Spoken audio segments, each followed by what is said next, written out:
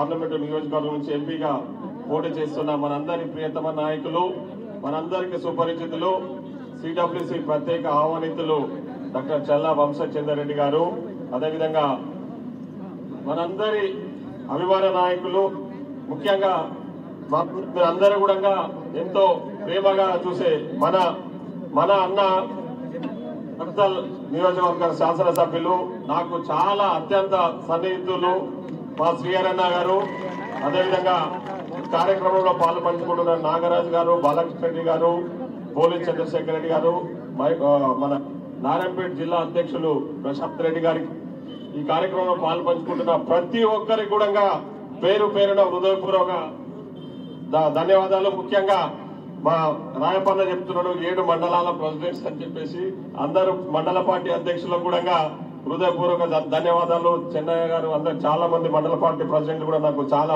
సుపరిచితులు. అందరికీ పేరు పేరున హృదయపూర్వక ధన్యవాదాలు. ఈ రోజు ప్రారంభమైన ఈ యాత్ర ఇంత పెద్ద ఎత్తున మీరు అందరు కూడా ఇక్కడికి విచ్చేసి విజయవంతం చేస్తున్నందుకు మీ అందరికీ కూడా మరొక్కసారి హృదయపూర్వక ధన్యవాదాలు తెలియజేస్తా ఉన్నా. ముఖ్యంగా మనము ఈరోజు రేపు జరగబోయే పార్లమెంట్ ఎన్నికలలో ఖచ్చితంగా ఈ పార్లమెంట్ నుంచి వంశచంద్రారెడ్డి గారిని భారీ మెజార్టీతో గెలిపించడంలో మీరందరూ కూడా భాగస్థులు కావాలని చెప్పేసి ఈ సందర్భంగా మిమ్మల్ని కోరుతా ఉన్నా. ఈరోజు మన ప్రజాపాలన గురించి ప్రజలందరూ కూడా పెద్ద ఎత్తున చర్చించుకుంటున్నారు. మనకు సపోర్ట్ చేయాలని వాళ్ళందరూ కూడా నిర్ణయం తీసుకున్నారు. కాబట్టి మనమంతా చేయాల్సింది కూడా రేపు రాబోయే రోజుల్లో మీ ప్రాంతానికి ముఖ్యంగా ఏవైతే మనం ఇస్తామన్న 6 గ్యారెంటీ పథకాలను ఖచ్చితంగా అమలు చేయడానికి ప్రభుత్వం కూడా కృతనిశ్చయంతో ఉంది.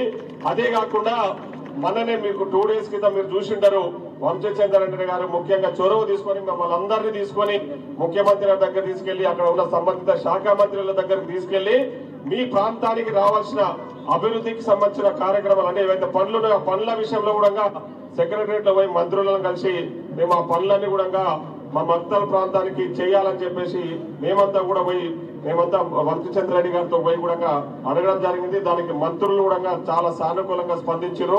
ఆ విషయాలను మీరు చూసారు. కాబట్టి మీరందరికీ కూడా ముఖ్యంగా ఈ ప్రజాపాలనలో మన ముఖ్యమంత్రి గారు చేస్తున్న పనితీరును కూడా అందరూ అప్సిస్తా ఉన్నారు.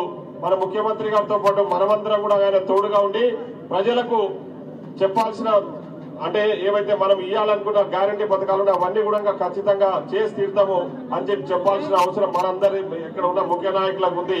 కాబట్టి ఈరోజు కేంద్రంలో బీజేపీ కానీ ఇక్కడ రాష్ట్రంలో మొన్నటి వరకు ఉన్న టీఆర్ఎస్ పార్టీ చేసిన అరాచకాలు, వాళ్ళ వైఫల్యాలను ప్రజలకు తేల్చాల్సిన అవసరం కూడా ఉంది. ఈరోజు బీజేపీ వాళ్ళు మతం పేరుతో ఈరోజు రాజకీయాలు చేసి ప్రజల మధ్యలో చిచ్చులు పెట్టే ప్రయత్నం చేస్తా ఉన్నారు. కాబట్టి వాళ్ళు దేవుడి పేరు చెప్పి రాజకీయాలు చేసే ప్రయత్నాలు చేస్తా ఉన్నారు. కాబట్టి ప్రజలందరినీ ముఖ్యంగా యువతను మన వైపు తిప్పుకొని యువతకు మార్గదర్శకంగా యువత ఈరోజు రేపు రాబోయే రోజుల్లో కాంగ్రెస్ ప్రభుత్వం ఇక్కడ ఉంది, కాంగ్రెస్ పార్టీ నుంచి నిల్చున్న ఎంపీ గెలిస్తేనే మనకు పనులైతే మనకు మంచి జరుగుతుందని చెప్పేసి మీరందరూ కూడా ప్రజలను ఉత్తేజపరుస్తూ ముందుకు వెళ్లాల్సిందిగా కోరుకుంటూ ఈ అవకాశం ఇచ్చిన మా అన్న శ్రీహరి గారికి తెలియజేసుకుంటూ సెలవు తీసుకుంటాం. ధన్యవాదాలు.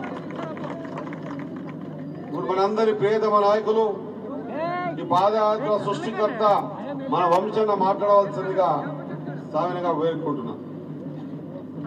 జై కాంగ్రెస్, జై కాంగ్రెస్. సభాధ్యక్షులు, కృష్ణా మండల కాంగ్రెస్ పార్టీ అధ్యక్షులు రాజప్ప